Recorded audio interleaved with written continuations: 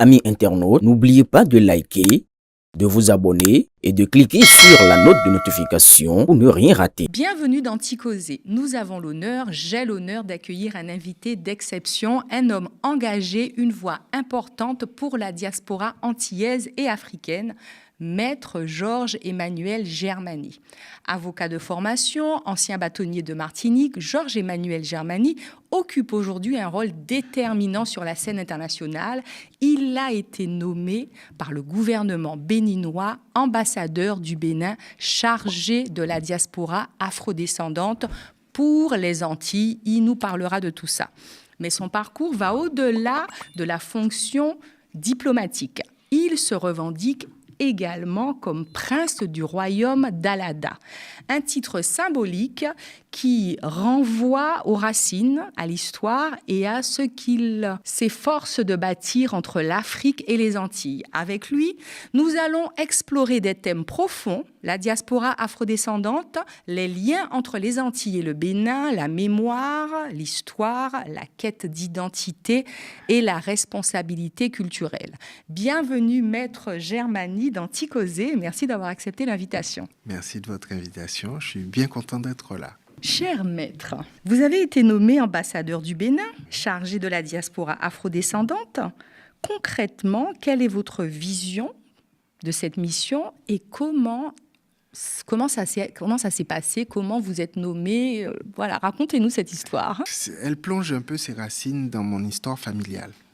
Un jour, j'apprends qu'un homme illustre, important, est le cousin germain de ma grand-mère. Je n'y crois pas. Je me dis, c'est pas possible. On est passé à côté d'une belle histoire, d'une relation, parce que on ne le fréquentait pas. On ne le fréquentait pas parce qu'il était communiste.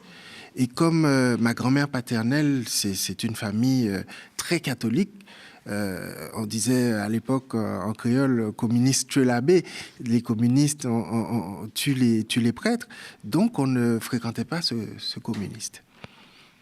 Et quand j'ai su ça, je suis allé à son bureau, j'ai poussé sa porte et je lui ai dit, voilà, voici moi.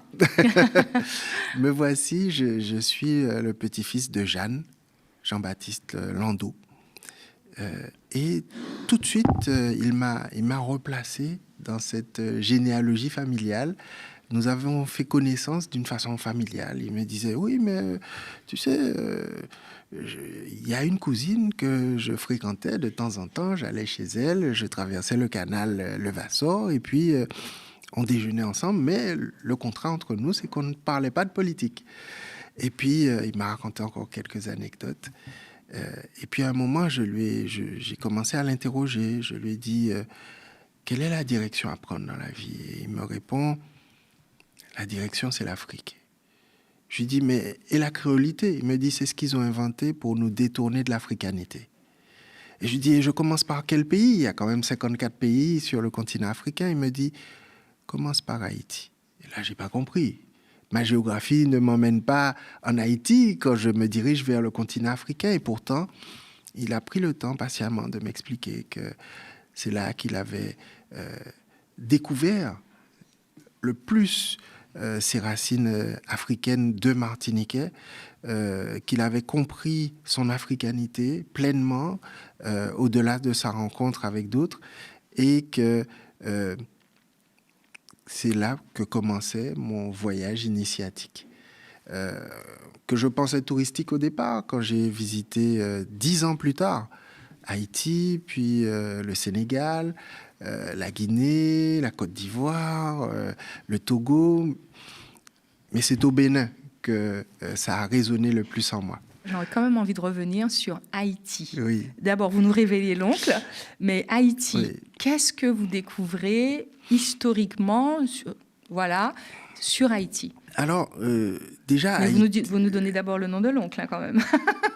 Alors, le nom de l'oncle, c'est Aimé Césaire. Ouais. Voilà, c'est pas rien. Et donc, mon histoire avec Haïti, déjà, on est en 2000 à ce moment-là, et je n'imagine pas ce que je vais vivre d'abord avec les Haïtiens, avant d'aller en Haïti. Pendant près d'une dizaine d'années, je vais les défendre en droit des étrangers. et chaque année, éviter à environ une centaine d'entre eux d'être reconduits à Port-au-Prince. Si bien que lorsqu'arrive le goudou-goudou, c'est pas loin d'aller environ 600 personnes ou 700 personnes qui ne se trouvent pas en Haïti parce qu'elles sont en Martinique, parce qu'elles n'ont pas été expulsées et qui ont peut-être une chance de n'avoir pas péri dans le tremblement de terre. Mais à ce moment-là, je ressens cet amour pour le droit des étrangers, pour la défense des Haïtiens, mais sans savoir qu'au fond de moi-même, au fond de nous-mêmes, il y a cette vibration commune. Et puis, c'est en arrivant au Bénin que j'apprends que à Alada, il y a un royaume qui est le berceau de la famille de Toussaint Louverture, le grand personnage de la libération d'Haïti.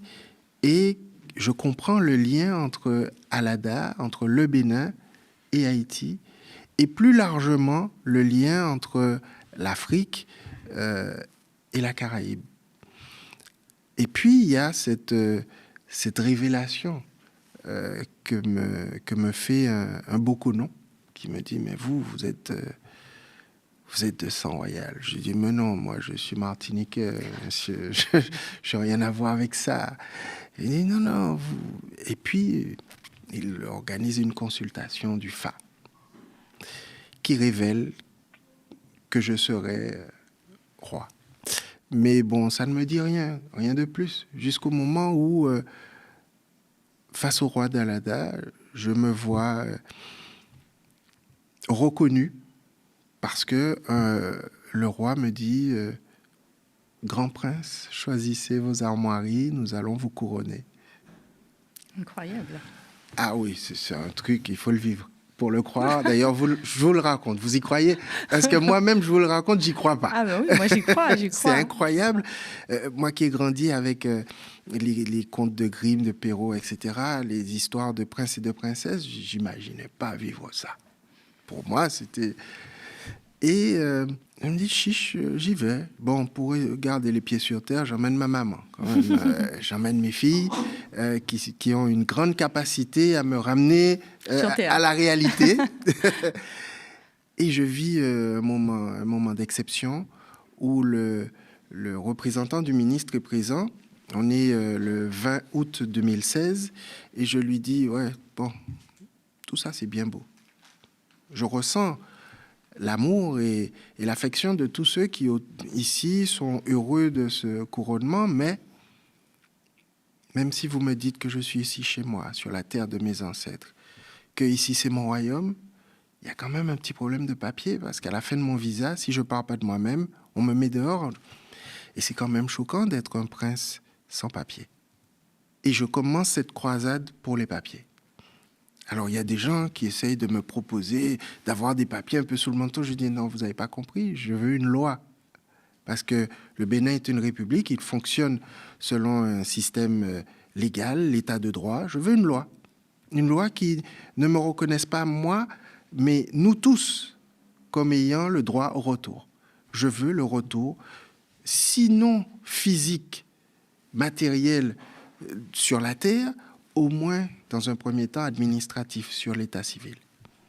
Et ce combat-là, je le mène en faisant des voyages, en allant à la rencontre des ministres, mais impossible d'avoir 5 minutes avec le président.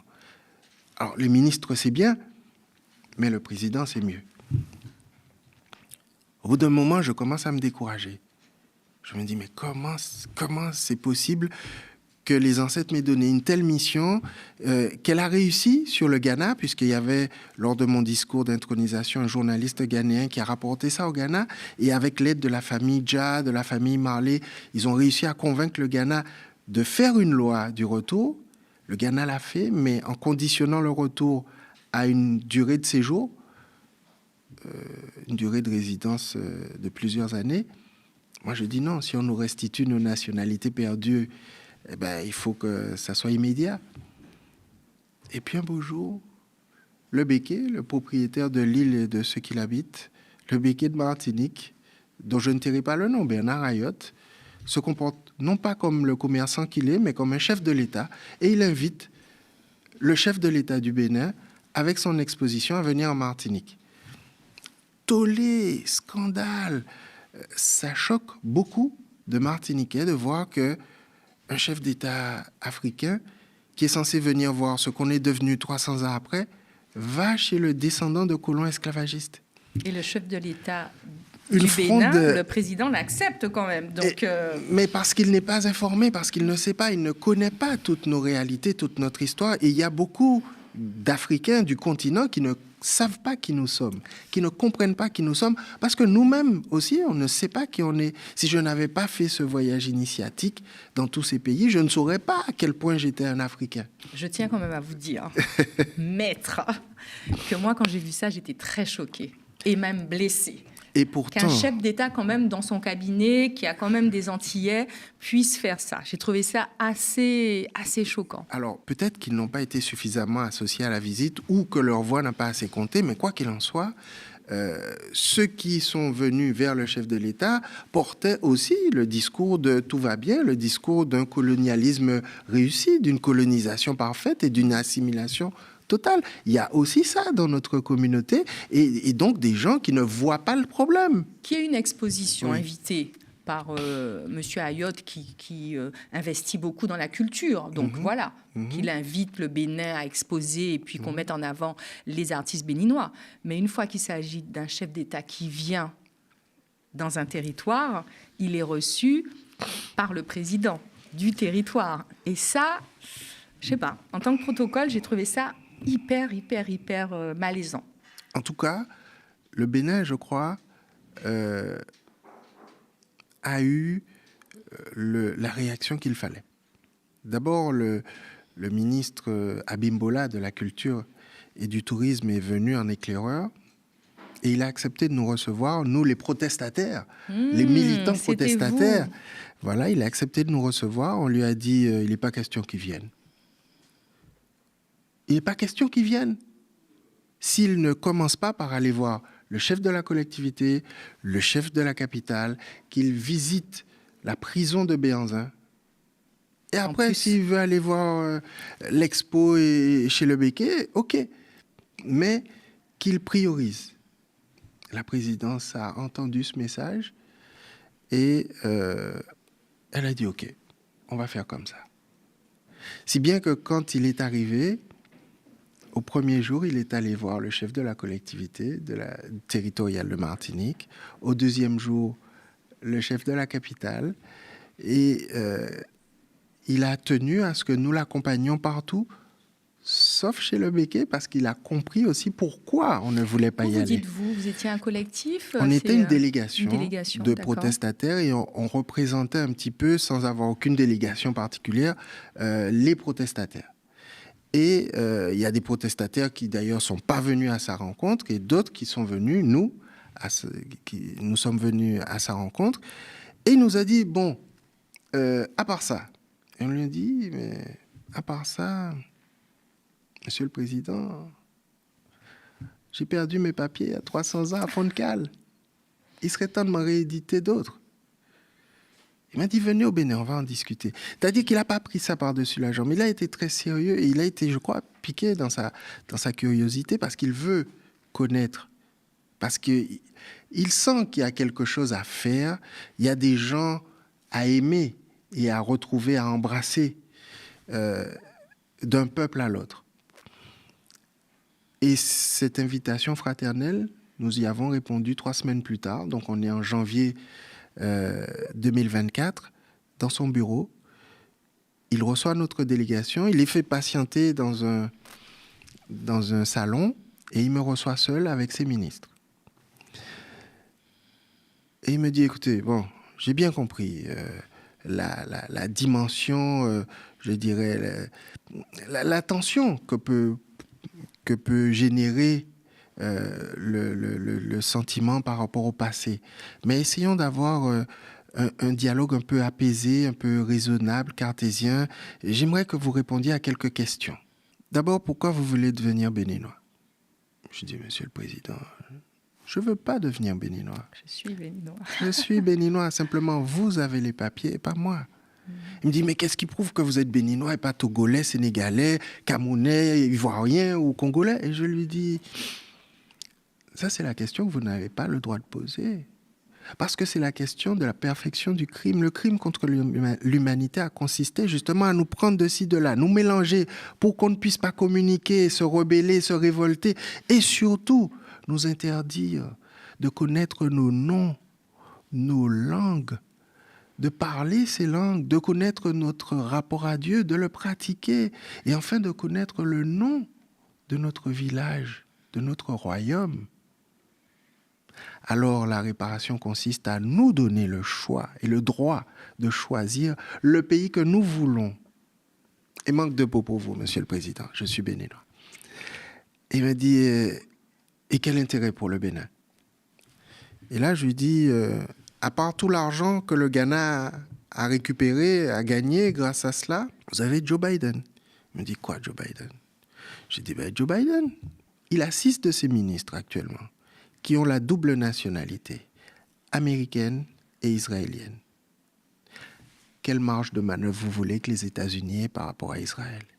Et vous, le petit Bénin, vous refusez de redevenir le grand Bénin qui aurait des ambassadeurs un peu partout dans le monde, car vous savez, nous sommes partout, pas seulement au Brésil et aux États-Unis, mais en France, en Angleterre, partout, dans toutes les nations industrialisées, importante, puissante, il y a des Africains de la diaspora historique, de la diaspora issue de la déportation. Alors là, il regarde ses ministres, il me regarde, il regarde ses ministres, il se frotte les mains comme il sait faire, et puis il me dit, que mettons-nous dans cette loi?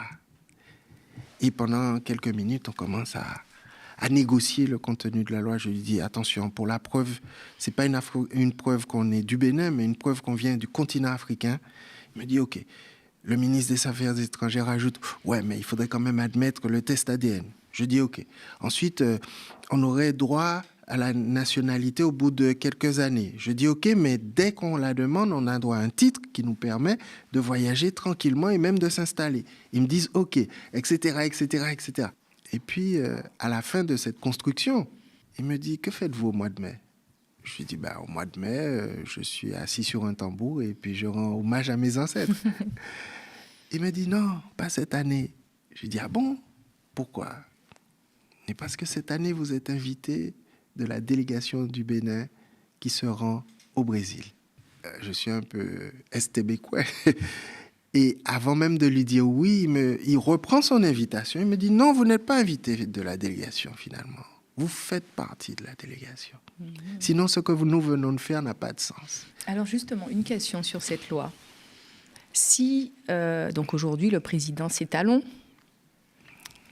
Il ne sera pas président, j'espère, toute sa vie. Un autre président du Bénin arrive. Il peut décider de nous enlever nos papiers, parce qu'en fait, on connaît souvent dans le continent l'instabilité politique, les changements de loi. Alors aujourd'hui, on accepte, on prend nos papiers, on investit, etc. Et ensuite, on peut nous enlever les papiers. Comment vous avez travaillé sur cette loi? Ce que la loi a fait, la loi peut défaire. Ouais. Mais il faut savoir comment la loi a été faite. Parce que arrivé au Brésil, il nous rassemble, toute la délégation. Il me présente à la délégation en disant « Monsieur Germany, c'est lui qui m'a convaincu pour la loi sur les afrodescendants. » Et puis il m'interpelle « Monsieur Germany, vous avez eu le projet ?» Je dis « Oui, Monsieur le Président. » Vous savez qu'il est perfectible, j'aimerais votre avis dessus. Je dis « La loi a comme perfection sa seule existence, simplement j'aimerais qu'elle soit bien votée. » Il me dit, nous avons la majorité. Et c'est pour cela que je vous raconte le processus. Nous avons la majorité. Je dis, je ne veux pas de la majorité, je veux l'unanimité. Ah oui. Et là, il me dit, je ne peux pas vous le garantir, il y a quand même une opposition. J'ai dit, c'est pour ça que je les ai contactés. Il me dit, comment, vous avez fait ça? J'ai dit, vous avez contacté oui, parce les que opposants. Nous avons contacté tous les bords politiques. Tous les bords politiques du Bénin, parce que nous voulions vraiment... comme je l'ai dit au président, quand on rentre dans une famille, S'il y a une personne qui ne veut pas de vous, vous n'êtes pas bien accueilli. Et donc, tout le monde souriait dans la délégation en se disant, mais il est audacieux celui-là. Ben oui. Et finalement, quelques mois plus tard, alors que le vote de la loi venait de se terminer vers 1h du matin, défendu par le ministre de la Justice et le ministre des Affaires étrangères, je reçois un message du ministre des Affaires étrangères. Maître, la loi a été adoptée à l'unanimité. Wow, bravo.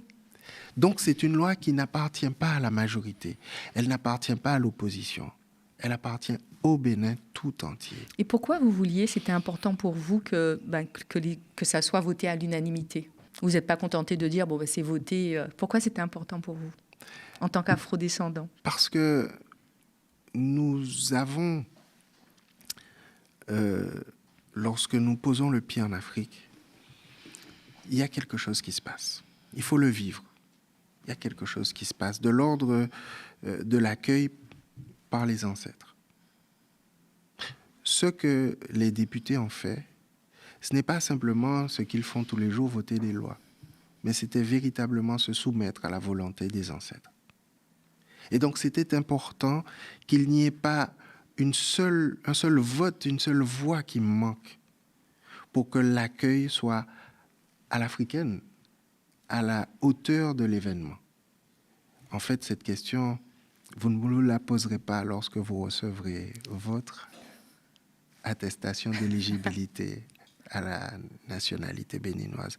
Il se passera quelque chose en vous d'extraordinaire, un moment d'émotion qui appartient à chacun. Cette générosité, elle peut paraître pour certains, c'est vrai, un peu choquante ou un peu bizarre, parce que pourquoi demander une nationalité quand on a un passeport européen, on peut voyager partout, et puis beaucoup d'Africains souhaitent avoir le passeport français, le passeport européen, etc. Alors pourquoi prendre un passeport qui donne moins de droits? Pourquoi? Mais parce que c'est chez nous. C'est à nous. Et on aimerait bien aussi partager et donner, partager dans les deux sens, c'est-à-dire donner et recevoir, s'investir, s'impliquer.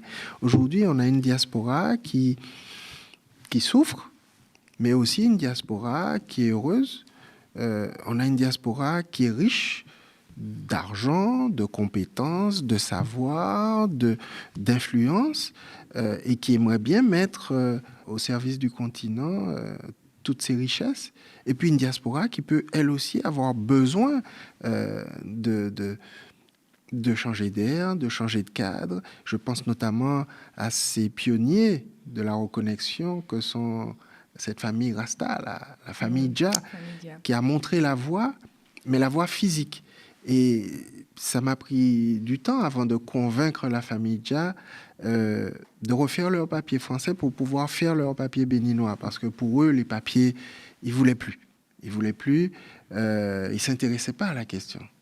Et puis un jour, la mère Dja, paix à son âme, ça fait 1 an qu'elle nous a quittés, eh bien, la mère Dja m'appelle et me dit « Dame Ileko », c'est mon nom de prince, « Je vous appelle pour vous dire que nous avons fait nos papiers. » Et c'était très émouvant de voir qu'on était dans la construction de quelque chose. Mais la loi n'était pas encore votée. Et quand la loi a été votée, elle n'était plus là. Mais il restait encore le Père Dja et les enfants pour nous dire la prophétie s'est accomplie. Justement, pour revenir à ces papiers, certaines fois, au fait de venir au Bénin en tant qu'afrodescendant, de demander ces papiers en tant qu'afrodescendant des Antilles, des Caraïbes, est-ce que vous pensez que la population béninoise est prête à nous accueillir? Parce que très souvent, même la diaspora, on va dire, d'origine africaine, que ça soit, je prends l'exemple du Sénégal, un Sénégalais qui serait arrivé en France hexagonale à l'âge de 16 ans, qui a fait ses études et qui est français, etc. Souvent, il y en a qui disent que quand ils retournent chez eux, ils ont plus de mal à réussir à investir, enfin je veux dire à réussir une affaire, un commerce qu'un, on va dire, franco-gaulois, comme j'aime dire, ou qu'un un asiatique ou un libanais. Est-ce que vous pensez que au Bénin, les Béninois, la population, pas chef d'État, pas ministre, pas député, sont heureux quand on revient et si on dit voilà, on veut acheter des terres, on veut aussi construire quelque chose, faire des affaires? Personne n'est prêt. Personne n'est prêt parce qu'on n'était pas prêt à être déporté. Mais pourtant, quand des populations comme les Libanais, les Chinois... Il y a 300 ans, on n'était pas prêt à être déporté. Donc on ne sera jamais prêt à être rapatrié. Le rapatriement, comme la déportation, c'est une machinerie difficile à mettre en œuvre. Et donc, il y aura des pleurs et des grincements de dents parce que le retour n'est pas facile. Il y aura aussi des joies, des réussites, et je crois qu'il faut encourager les réussites, montrer les exemples qui marchent, et puis tirer les leçons des exemples qui ne marchent pas. Il y aura des échecs, évidemment. Il y aura des déceptions, il y aura des désillusions, mais il y aura aussi beaucoup de réussites. On sait que le développement de l'Afrique est beaucoup plus grand de par les transferts de fonds entre la diaspora et le continent. Sauf qu'on parle de la diaspora issue de l'émigration. Et vous voyez la force de développement économique qu'elle représente. Nous sommes la diaspora issue de la déportation. Nous sommes beaucoup plus nombreux, on est 350 millions. Vous voyez l'opportunité pour l'Afrique de développement. Donc, qu'il y ait à la marge quelques éléments contraires, on peut l'entendre. Mais tôt ou tard, quand l'Afrique, parce que le Bénin a ouvert la voie, il a montré la direction. D'abord le Ghana. D'abord le Gabon, d'abord X ou Y, mais le projet de loi le plus abouti, le plus accompli, celui qui ne conditionne pas justement le retour, ni à une durée de séjour, ni à un quelconque... Non, il n'y a pas de difficulté. Il n'y a que 5 documents qu'on vous demande. La pièce d'identité, les éléments d'état civil, justificatif de domicile, justificatif professionnel, casier judiciaire et preuve d'africanité, c'est-à-dire vos papiers jusqu'à vos grands-parents. Preuve d'africanité, ça ne suffit pas, ça? Non, ça ne suffit pas mais ça ne suffit pas parce qu'il faut démontrer qu'on n'est pas gabonais, qu'on n'est pas... on ne donne pas la citoyenneté béninoise à des Africains du continent. Donc, la couleur de peau en soi n'est pas une preuve. Mais cette simplicité administrative dans les démarches administratives, ça, c'est la marque de la loi béninoise qui a innové, qui a dématérialisé totalement le processus avec une plateforme qui s'appelle myafroorigins.bj et qui vous aide dans vos démarches, c'est-à-dire une fois qu'on est enregistré, etc., vous êtes suivi. Il y a vraiment, on vous appelle s'il y a des soucis avec les documents, etc. Donc, ça se met en place doucement, gentiment. Bon, il y a déjà des milliers de demandes à l'heure où on parle. D'ailleurs, on a vu qu'il y a des députés qui sont devenus béninois. Il y a des personnalités importantes. Claudicia, que j'ai croisé dernièrement une soirée, qui m'a dit, voilà, je suis béninois. Il y a monsieur le député Olivier Servat, qui est béninois. Et j'ai même dit au président, il va falloir que, sans créer un carré VIP, mais qu'on accueille certains députés dans une nouvelle Assemblée nationale, l'Assemblée nationale des députés de l'étranger. Non, je crois qu'au-delà de cette joie d'accueillir les hautes personnalités, et les stars, et les VIP, et le people, il y a tout le peuple des 350 millions de personnes à accueillir, pas seulement au Bénin. Il va falloir que d'autres pays africains soient piqués au virus et acceptent l'idée que dorénavant, quand on parle diaspora africaine, on ne parle pas seulement de la diaspora issue de l'émigration depuis les années 60, mais de la diaspora issue de la déportation. Justement, pour continuer dans cette voie, vous parlez aussi de spiritualité, de culture. Comment vous voyez ce développement au niveau de la spiritualité et de la culture? Parce que c'est vrai que aux Antilles, on a été élevé dans une religion qui n'était pas la nôtre à la base. Et aujourd'hui, quand on va dans le continent, on a beaucoup de... Voilà, on apprend beaucoup de choses sur, par exemple, il y a le temple vaudou, il y a le temple des Pitons. Voilà, on apprend énormément de choses sur cette spiritualité, et alors que nous, on nous avait appris tout le contraire sur ces spiritualités. Effectivement, la déportation a diabolisé ce que nous sommes dans tous les aspects de qui nous étions. Elle a d'abord diabolisé nos noms, nos langues, mais aussi notre rapport à l'invisible. Donc la religion, la spiritualité, appelez ça comme vous voulez, on a diabolisé ça. Mais malgré cette volonté de destruction, d'éradication de notre africanité, il en est resté quelque chose. On le voit dans la santeria, on le voit dans le candomblé, on le voit dans le gadé dzafé, on le voit dans le tchimbois et on le voit dans le vaudou haïtien. Effectivement, c'est difficile de nous faire tout oublier. Et donc la culture et le culte, c'est ce qui reste quand on a tout oublié. Mais au-delà de ce qui reste, la reconnexion avec la terre-mère est l'occasion d'une reconnexion spirituelle qui ouvre toutes les possibilités. Vous savez, le Bénin est terre de concorde, où cohabitent 30% de chrétiens, 30% de musulmans, 30% de protestants et 100% de vaudouisants. Donc, cette reconnexion se fait dans la concorde, dans l'amitié et le dialogue entre les différentes pensées, les différentes spiritualités, les différentes religions. Vous parliez du temple des Pitons, il faut savoir qu'il se trouve en face d'une cathédrale et que cette cathédrale a été construite par des vaudouisants. Donc oui, il y a cette fraternité, cette amitié qui permet de faire librement son choix en se disant pas qu'il faut à son tour diaboliser l'autre ou celui qu'on avait, mais en se souvenant qu'effectivement, le Dieu des vaincus devient le diable des vainqueurs.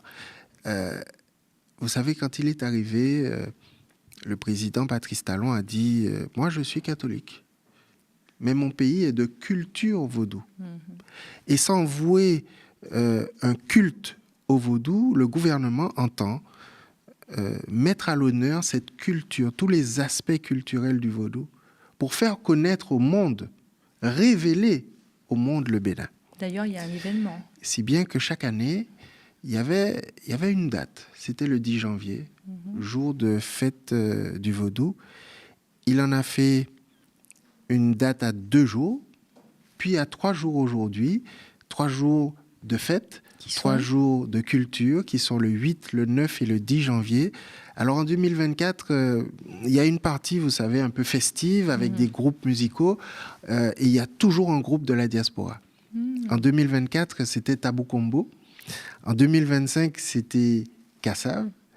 Et en 2026, qui sera l'année, la dernière année de la présidence de Patrice Talon, je crois qu'on va atteindre des sommets parce que monter au-dessus de Tabou et de Kassav, ça promet d'être féerique, d'être gigantesque. J'espère que vous avez déjà réservé votre billet d'avion et votre hôtel parce que on me dit que c'est déjà plein un peu partout. Il reste encore quelques rares places et je sais que certains de nos députés pourraient être intéressés pour venir. Je sais aussi que se prépare à côté de ces vaudundés-là, à l'intérieur de ces vaudundés-là, un moment de rencontre avec la diaspora pour expliquer à la diaspora le Bénin et pour expliquer le Bénin à la diaspora. C'est une découverte réciproque parce qu'effectivement, le challenge, c'est de réussir ce retour. Merci beaucoup, Maître, d'avoir accepté l'invitation pour cette conversation qui se termine. C'est moi qui vous remercie de votre invitation.